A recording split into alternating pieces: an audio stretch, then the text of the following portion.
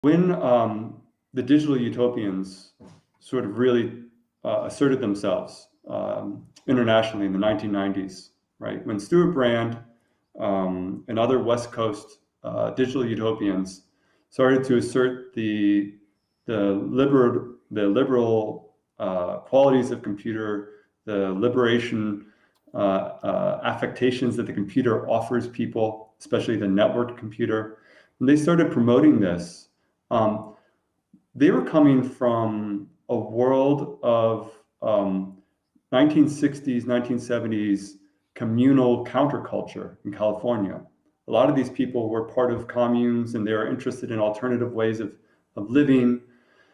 And it's quite interesting, two things. One, that they embraced these technologies, which had historically been associated with large corporations, with the American Defense Department, right? So they've been traditionally associated with that and surveillance. By the 1970s, there were huge automated surveillance scandals in the United States. So they embraced all these technologies that were definitely illiberal in the experience, and they promoted them as liberal technologies, liberating technologies. And then they took the next step, but then we see the next step where eventually these technologies kind of swing back and re-centralize, and that's what we have today. This communal aspect of the 1960s and 1970s was definitely there in art as well. You saw a movement from the singular genius of Picasso or Manet, the singular genius, towards a story where you saw more art collectives and performance art collectives emerging in the 60s and 70s. And indeed, most of the pieces I showed today were from or credited to more than one person. And that has probably two things at play there. One is this cultural heritage of collectivism that reemerged. And then this other thing, which is computers are hard to use and they're hard to program. And so like one person might be a good programmer and one person might be a good artist, and they get together and like, let's do something, you know. Unfortunately, that's the reality, right? They're just difficult. Did that answer?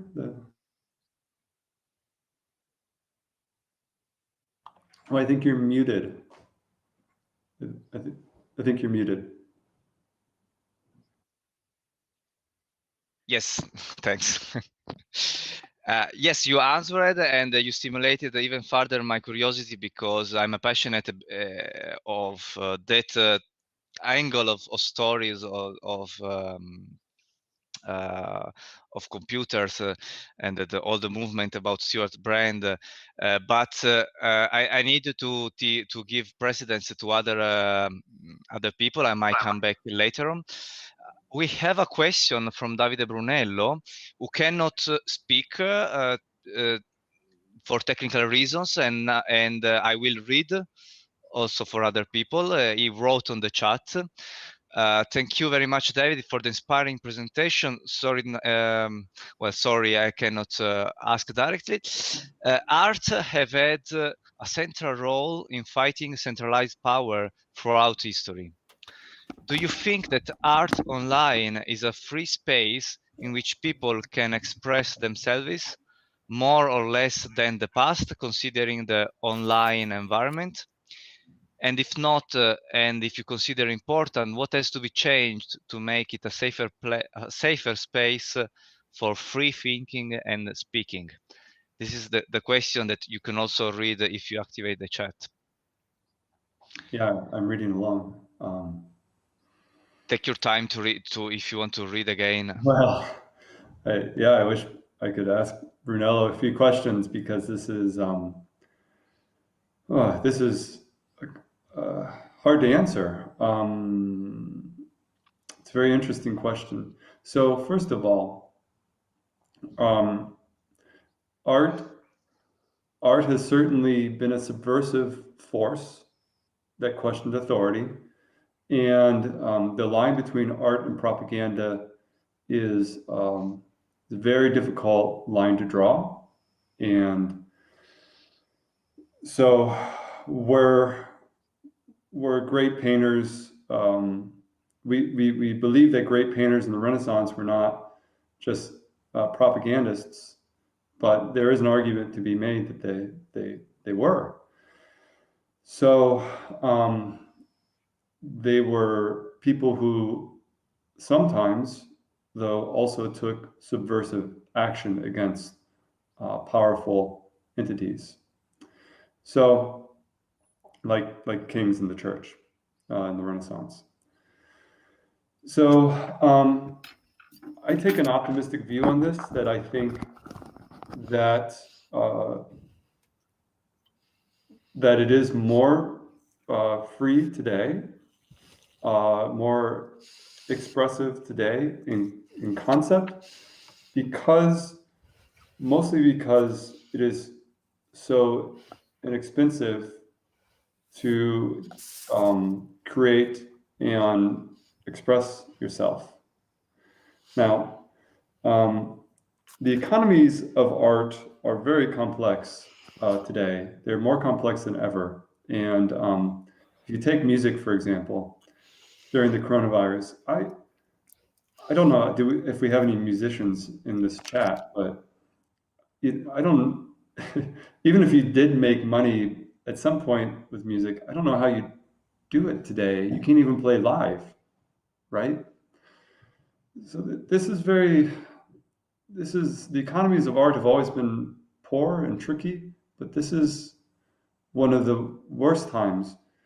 But the counterbalance is that software is very cheap to make and to ship. The only impediment to that, in software I mean is software-based art, the only impediment to that really is very poor tooling, right? My dream is, when I buy a book from an author, an ebook or paper, or buy music from an artist, my dream is like I can either go to some place like Bandcamp or Amazon or whatever and buy it there, right? Or I can buy it from the author's website. It is astonishing to me that in the year 2020, that I still cannot buy art from an artist on the internet. Like, every time I buy music or a book or something, I go to their personal webpage first to see if they have some way to give them money directly and not give the money to someone else that goes to them. Why is that? And that's a question, it's an open question. I think it's because the tools suck. It's hard to put up your own website. It shouldn't be so hard to get your own domain and put up a website. Squarespace is an example of going in the right direction. But this is still way too difficult. And if that piece were to get into place, I do think then that art today would be a much more free and expressive online environment. Without that piece, I don't know how to feel. Like, you're dependent on Facebook, you're beholden to so many powers. And then on top of that, if then you make something on Facebook or Twitter and you want to get the data out of it, even with their data export tools, it can be quite difficult. So because they're the one profiting off it, right? And if I may, on top of that, you might be also subject to censorship on those platforms, or at least your visibility is highly dependent on the rules that someone else has decided. Yeah, I mean, how do you solve the censorship thing? It's arbitrary, and you literally cannot know the rules on Google or on Facebook. Like, if you want to surface, I mean, for example, search engine optimization is a game, right? Because you literally are not allowed to know the rules of the search engine. And so it's an adversarial stance, when what you're really trying to do as an artist is just get your stuff to people that will like it. You don't want an adversary in this you don't want an adversary in this domain, but that's the way it is, unfortunately. Let's see if Davide Brunello wants to quickly reply or not. Okay, I managed to stop a bit and try to speak. I hope the line is quite decent. I'll try to. Okay. Okay, thank you. No, thank you, David. I mean, your words are just, inspiring. I guess. Just to not repeat myself, but this is it. I mean, it really depends on, I guess, the possibilities that the people have to build their own solution and to, spread their works the best they can, and of course to have a good tool with, a good website, everything set up to not leverage, to not use other more centralized services, require skills and a lot of other stuff, so it's not easy. But maybe, it's the only way, and it's the only way to find another solution and defend, let's say, the internet, the internet that gives possibilities and do not take possibilities from the people. And obviously, this is a discussion. This is not a solution. My question was kind of tricky about that. Sorry. I wanted to see your point of view. That the point of view of a person that live these issues. With the real life moment.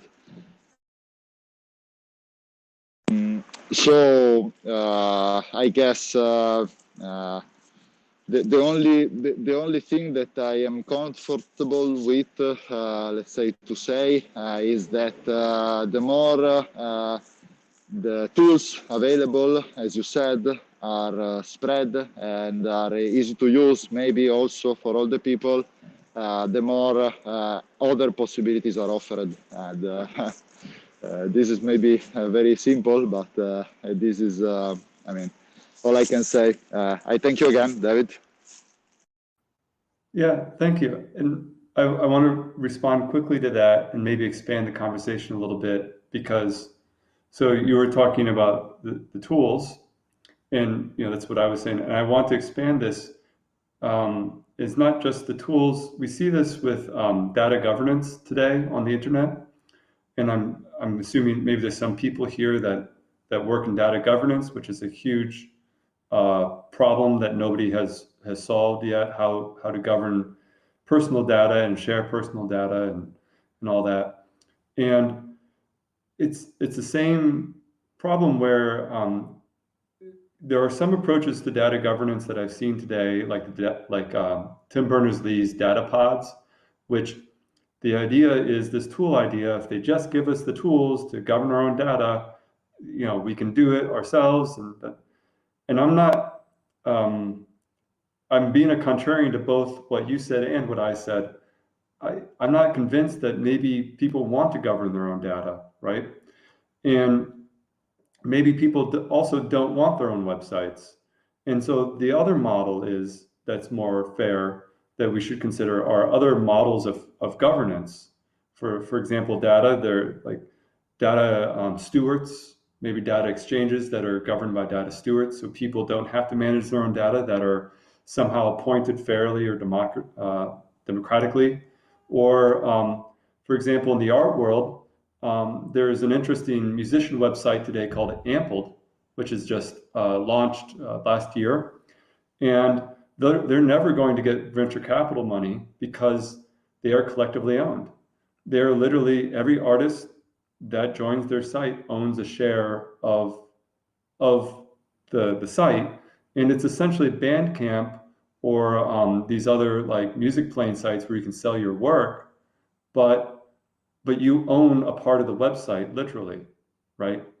So does that scale? How does that work? I don't know. But what I do know is that people are trying different solutions, not just tools, but ways of organizing people, right? And so I think both need to be considered with data governance or this art question or whatever. Thanks, David. I think that the initiatives like data trust are interesting directions, at least to look at. So I go back to the chat. We have another appreciation from Patricia that thanks you a lot for the talk. And then we have a question from Gaia that I'm going to read for people who are listening, just listening to this meeting. The question in the chat is, okay, thanks for such an interesting talk. I was interested in your slide about the role of the curator on the web. Become not just art curator. Can you expand on it? Maybe. Let me let's see what I said here. So I was talking about this idea that, let's see, where is it?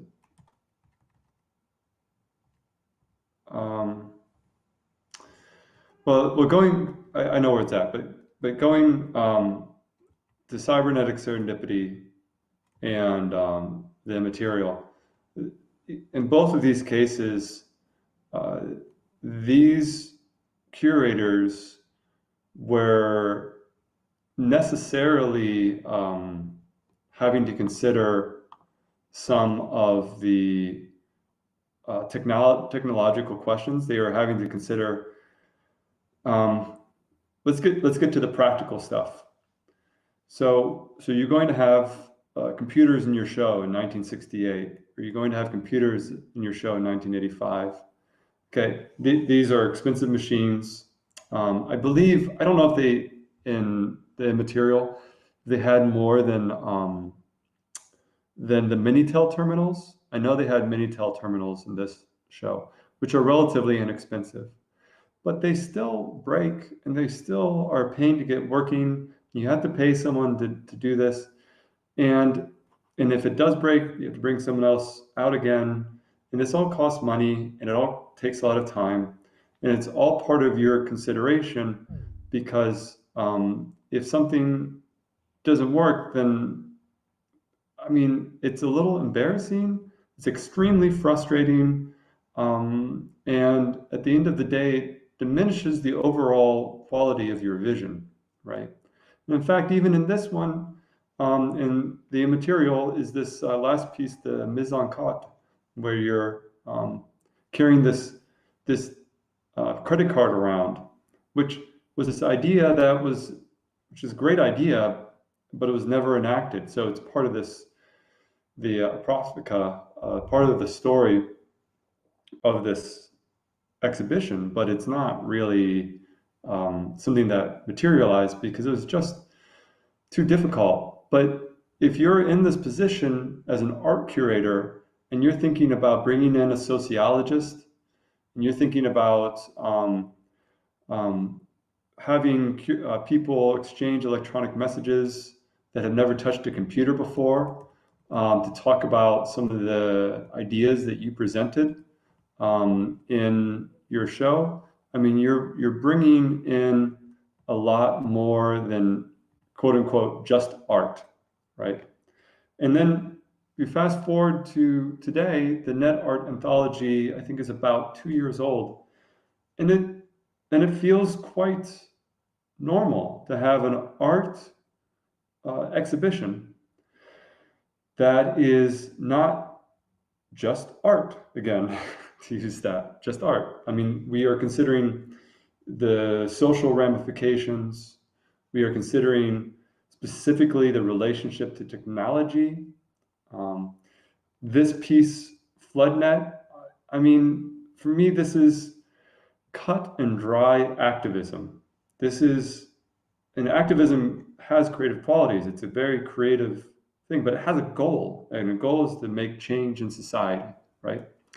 And yeah, a lot of art is activism, but it has this thin line, and you have to decide as a curator, one, that you want activist work in your, like primarily activist work and not primarily aesthetic work in your exhibition.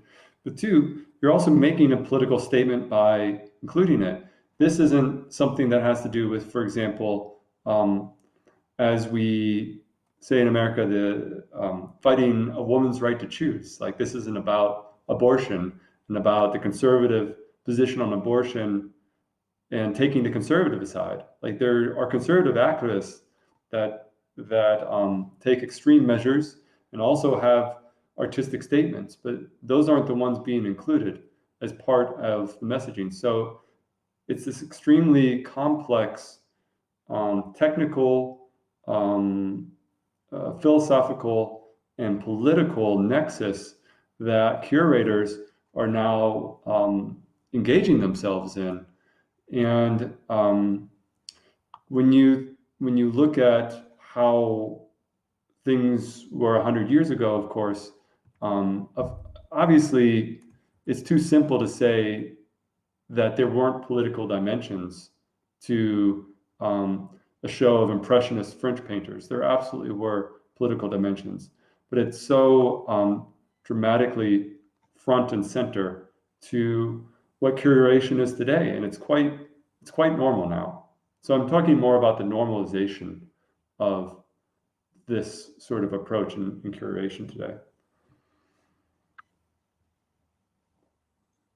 Thanks, David.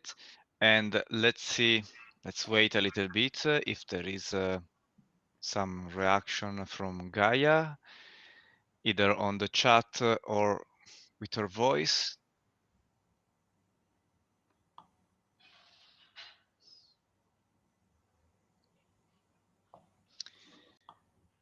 Okay. Hello. Yeah. Yes. Hi. Hi, Gaia. Thank you so much for your talk. And yes, Thanks I for the was. question.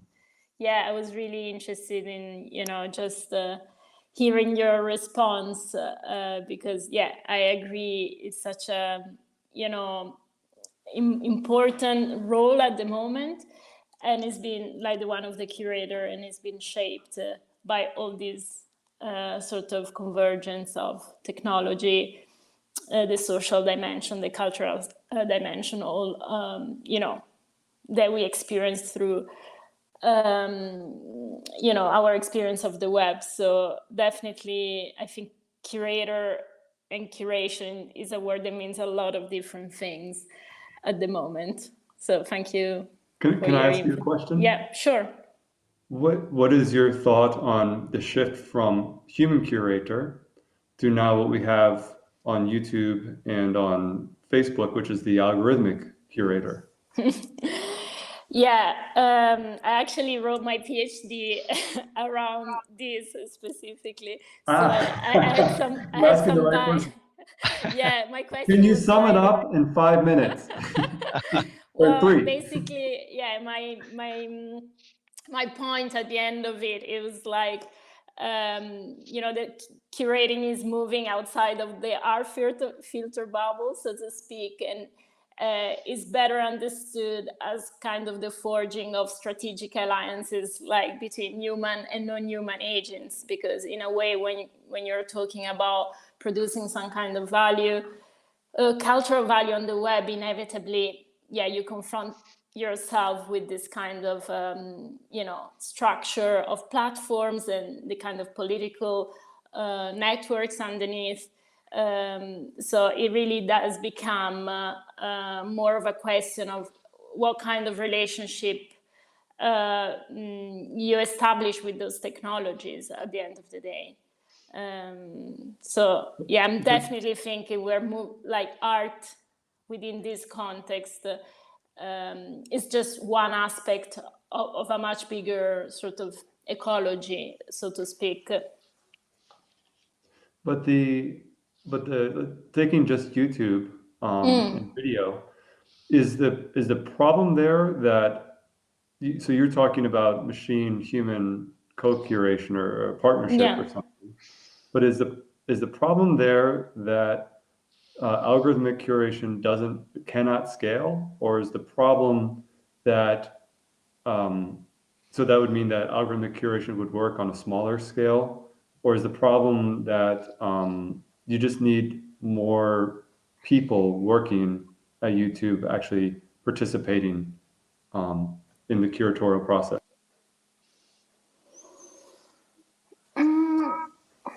Or should we just shut down YouTube? Well, I don't know exactly the answer to that. I think like I haven't looked so specifically at the context of YouTube, to be honest. So I think it's more like each platform presents a different set of kind of technological constraint and also audience. So, you know, if you kind of operate in a specific platform, you know, there are specific set of you know, technical element that comes into play in the act of curating. So I think you know, it is certainly a question of scale to some extent, but also, you know, what kind of content is being produced and for whom, I would say. Yeah, there's this growing belief that I'm participating in a little bit, which is this federated web where you have smaller communities, and with smaller communities, you don't need as many algorithms making these decisions, and also the poison gets talked out a little bit better, right? Because there's more intimacy. Yeah, I don't know if that's one of the solutions with the endless problem of curation on, I don't know what platforms you specialized in, but they all have impossible goals, I think, impossible curational goals. So it is very interesting. I just want to jump in this interesting discussion, because what you are speaking about resonates a lot with current discussion on how to moderate public discussion on Facebook, or how to moderate certain content veiculation on YouTube. And then you have the struggle with human intervention that is not scalable, or at the moment it is made by low-paid workers it's often in a very bad working conditions, and or with algorithmic ways. Sorry, I have my voice coming back, so I ask if someone has the mic open to thanks. And on the other way is the algorithm way, but then you encounter what you were talking earlier about censorship, and somehow not transparency in the criteria used to moderate, to filter content, etc., etc. About transparency, while waiting for other questions, I also would like to make a connection between what we are talking right now and the movement you were mentioning earlier, the movement on the 60s, and the person of Stuart Brand, the movement, the products of the team of Stuart Brand, especially the All Earth catalog. Steve Jobs was pointing in his famous talk at Stanford, was pointing to the All Earth catalog as a sort of Google. These are his words. It was sort of like Google, but in paperback form, 35 years before Google came along. Well, when I read these words to my students, I speak about curation, because in Google there is a kind of curation, but we don't know the criteria behind. So we know that at least people working in my area, we know what is the goal of Google. It's making profit actually, and antitrust investigations that are going on in these days in US are explaining and are showing quite clearly how this goal is shaping the results. While in its supposed antecedent, the All Earth catalog, the curation was pretty clear, was transparent. There was a political intention, a liberating goal, at least in the words of the All Earth catalog, that was behind the selection and the proposal of the items and of the knowledge in that series of books. So I just wanted to make this parallelism, since we were speaking about curation and since Stewart Brand was mentioned, and I don't know whether my parallelism makes sense to you, David. Yeah, And to any. Yeah, it certainly does. So working backwards from today,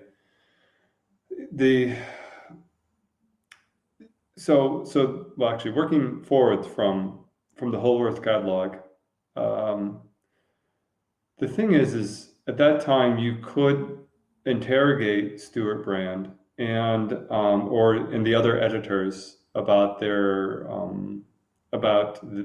what the qualifications were for inclusion into the catalog, and that transparency is very imperfect, but at least it exists. And if they become extremely secretive, there's reason to doubt their intention. The difference, of course, with Google is that the algorithm is a trade secret, is intellectual property, and it cannot be known. And I will assert that I believe that is fundamentally unethical. And this is coming a little bit from, or a lot from, of course, the free software movement, which is also coming from that era of Stuart Brand, from the other coast, from the East Coast now of the United States. But the free software movement was a response to essentially a theft of ideas, and basically a powerful institution, MIT, was able to assert its ownership of the Lisp machines being created in the lab at the time because of a change in American copyright law in 1976. I'm sure nobody here can relate to graduate student. No graduate students here could ever relate to a powerful institution taking their hard work and very underpaid work and profiting off it. But that's what the free software movement was very concerned with. And the thing about it is like today that is a little trite. It's important, but we're just talking about a handful of graduate students. But it's prescient because what it is morphed into are these great curatorial social manifestations, the Google search algorithm, the Facebook algorithm, that we cannot know by our agreement with them how they operate. And this drive towards the consumer internet, which so many of the people were worried about in 1999, as demonstrated by the artworks in the piece, this drive toward it has commodified so many of the moving parts that we are justifiably kept in the dark, because of course it is much easier to use Google than to use any other platform, right? Of course, I use DuckDuckGo, but honestly, the results aren't as good.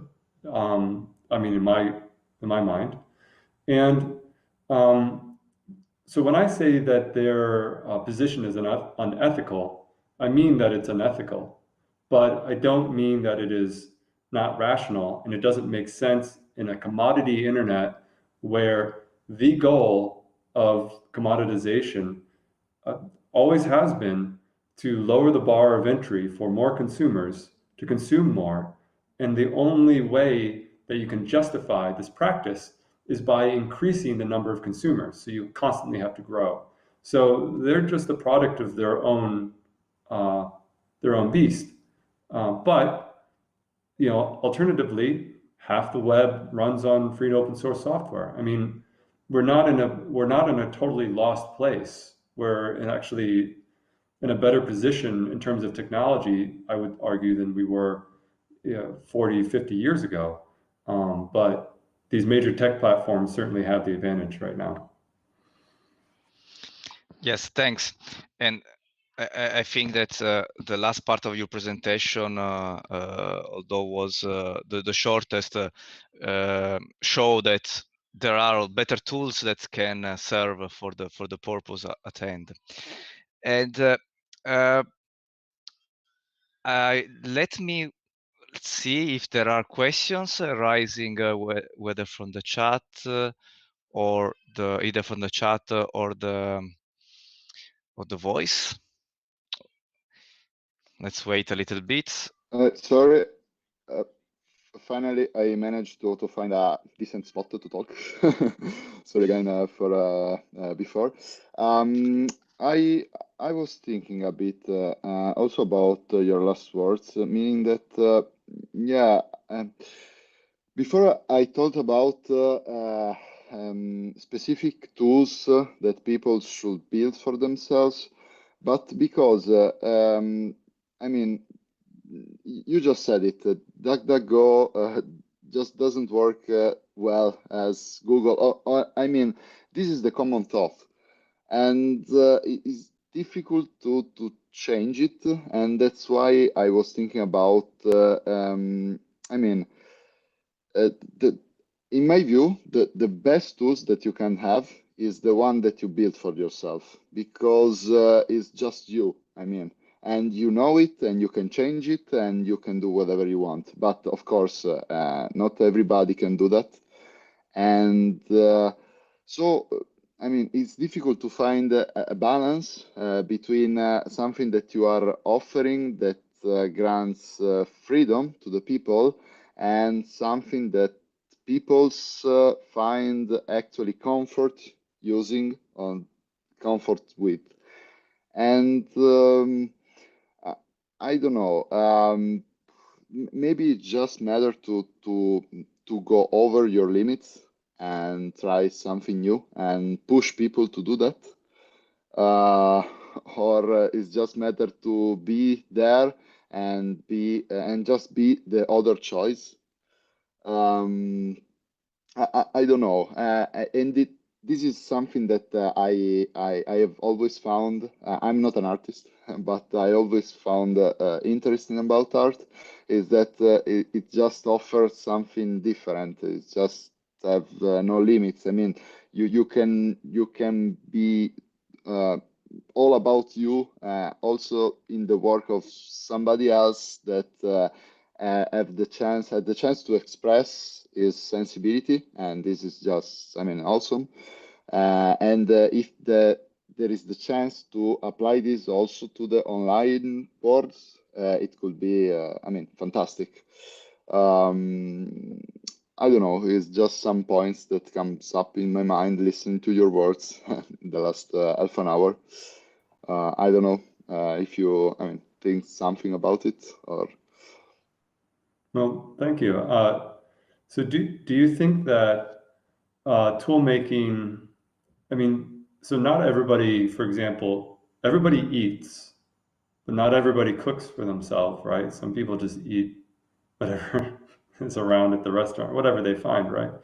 So is it a problem of tools?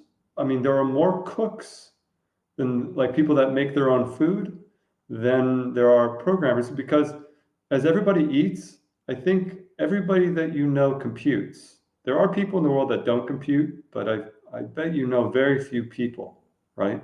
So everybody eats, and a lot of them can prepare their own food, but everybody computes, and most of them cannot make their own tools, right?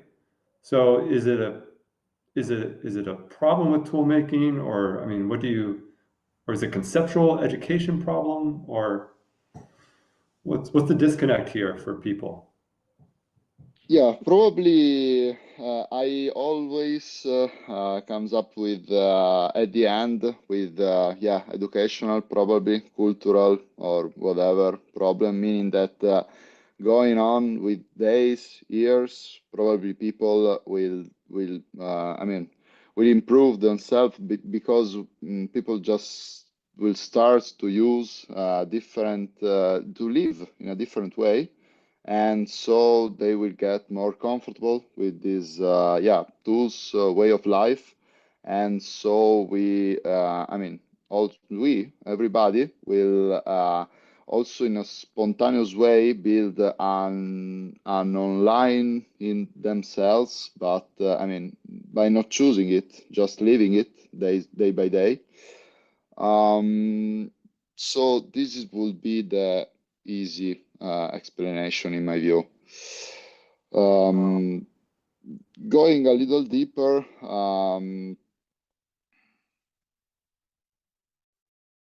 maybe it's also matter to it's also a choice at still in some prospects, meaning that I mean, you cannot choose to not to eat, right? Today you can still choose in some way not to be the online yourself today.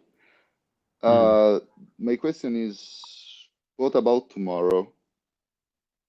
It will be always like that, or I mean, people will be able always to choose to live an offline life or not?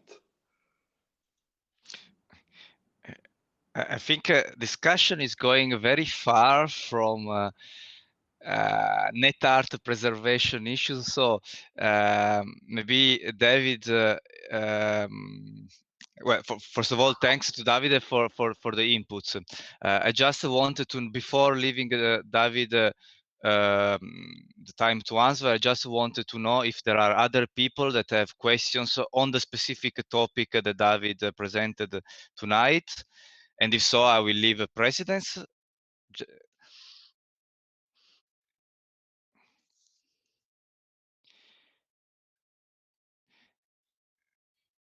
Okay, no, we have yet another appreciation for Emma. So, David, if you want to react to the further stimulus by Davide, otherwise I might go ahead myself. I have a quick answer, a quick thought, and it's a plea for the significance of preservation, and because I think it's quite obvious that preservation is not on the forefront of many engineers' mind, a software engineer, I should say, and I'd like to make a case for it, and it has to do with what about tomorrow? I do absolutely think that there will be enormous pressure for increased digital integration within our lives and within our bodies, and so I think it's going to be much more integrated and much harder to disconnect and live within a traditional social role. I mean, even today, people have a poor opinion of Facebook, but nobody wants to stop using it, right? I mean, and this is actually relatively easy. We're not talking about our health. We're not talking about voting. We're not talking about the actual some really significant things. And I want to make a case though really quick for preservation, because I do think that people lose their taste for things over time. And to continue the food analogy, I do think that, for example, in the United States, that people are okay with mediocre food because they forgot what food is supposed to taste like. And then they come to Italy and they're like, oh my God, this is amazing. It's like, this is possible. This is possible where you live too. It is a choice. You're making a choice to eat the way you do, right?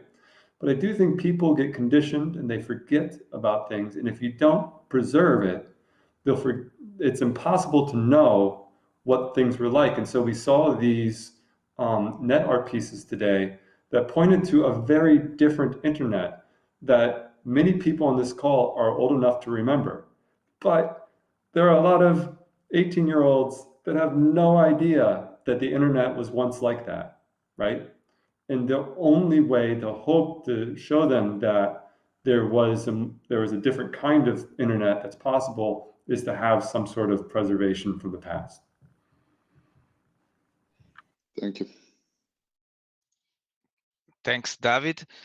We still have 3 minutes, and if I see no questions at the moment, I just wanted to let you know that at the Center Nexa, the Nexa Center, we are studying a lot some of the technologies you mentioned at the end of your presentation, namely blockchain, IPFS, and even the platforms that you mentioned for software for scientific studies preservations are at least used by some of us to make our studies replicable.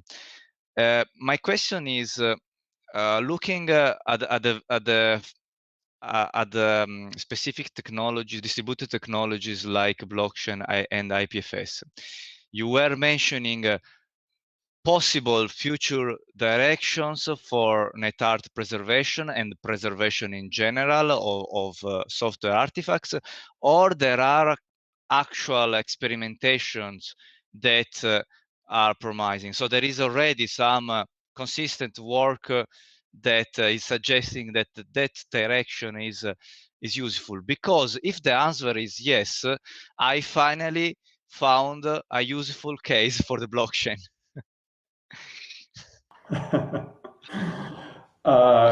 Okay, so quick answers. I don't know if there's a useful case for the blockchain yet. I have one answer about IPFS and one for blockchain.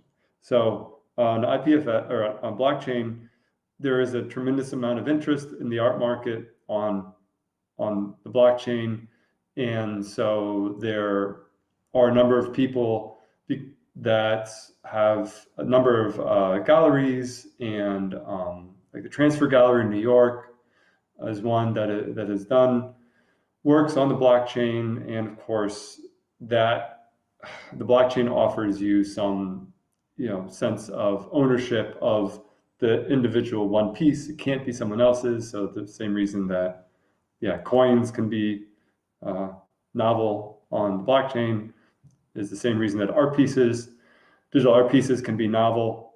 I don't know. It's very mixed still. IPFS is more interesting to me. And one of the, I might regret saying this on a recorded talk because I'll sound naive, but I'm a believer in Filecoin. I'm a believer in distributed incentivized storage, distributed storage that incentivizes good behavior on a peer-to-peer network. And so one of the things that I've done to put my money where my mouth is they still haven't they had an IPO for Filecoin. And if you're not familiar with it, basically Filecoin is another coin on a blockchain technology, but what it does, it's different, is it's a reason the Filecoins have value, and the more that you store on your computer or on your instance on the distributed network, the more of this value that you accrue, and those coins, maybe you could trade them for other digital services or whatever. So like there's incentive to store things and then also to share them. And so recently I bought a drive for $250 to try to populate the web.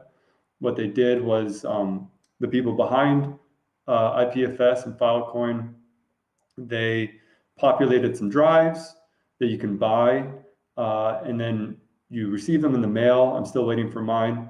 And you put them on the network, an IPFS, and all of a sudden it's populated with a few terabytes of data. My storage that I bought included all of Wikipedia, all of a bunch of the Internet Archive, a bunch of cultural data. It was just cultural storage. Is this the storage of digital cultural data? And so I'll be one of these nodes on this network that helps preserve cultural data. And I have an incentive to do it because I also get all these coins off it. So maybe that answered. Yes, thanks a lot, David. I unfortunately the time is over. From my side, there is a promise for a coffee that is quite back quite long that we should take, I think, and I would like to deepen this final aspect that you mentioned. So you will receive an offer for meeting in person for a coffee. You have a promise for a conversation via mail by Emma, who wrote in the chat that will send you some questions. So thanks a lot, David, for the very inspiring talk, for also being able to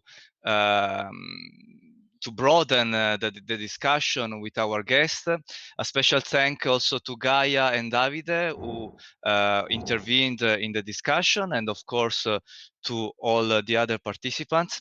I just would like to remember that the next public events of the Nexa Center are the Nexa Launch Seminar on 28th of October on digital competencies. This was something that at a certain point in our discussion also appeared. And the next Wednesday on 11th November, we'll speak about the norms of drones. But now is time to close and to thank really again David Schmud for his presentation. Goodbye. Good night, everyone.